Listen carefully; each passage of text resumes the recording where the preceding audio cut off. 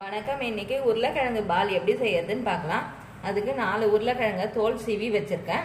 1/4 cup அளவுக்கு அரிசி மாவு, 1/2 கப் அளவுக்கு கடலை மாவு, 1/2 டீஸ்பூன் அளவுக்கு தனி மிளகாய் தூள், 1/4 டீஸ்பூன் அளவுக்கு கரம் மசாலா. இப்ப இந்த உருளைக்கிழங்க நல்லா துருவி எடுத்துக்கலாம். இப்ப இந்த பெரிய துருவல்லையே துருவிக்குங்க.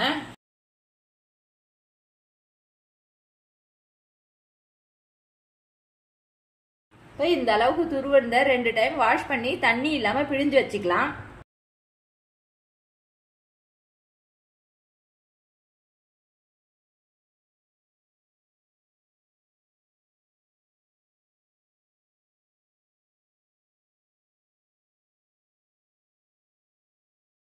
அரை டீஸ்பூன் அளவுக்கு சால்ட் சேர்த்துக்கிறேன்.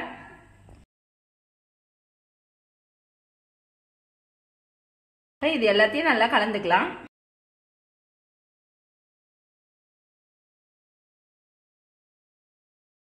தண்ணி எதுவும் சேர்த்துடாதீங்க. உருளைக்கிழங்குல இருக்க ஈரப்பதமே போதுமான அளவா இருக்கும்.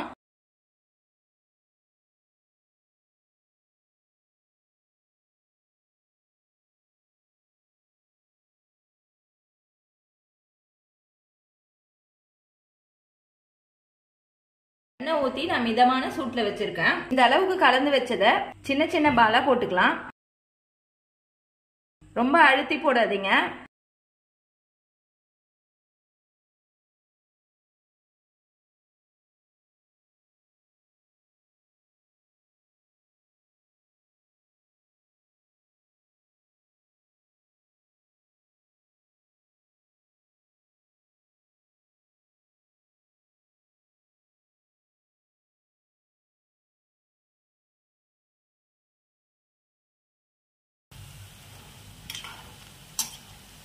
இந்த அளவுக்கு கிறிஸ்பியா வந்த பிறகு இப்ப எடுத்துடலாம்.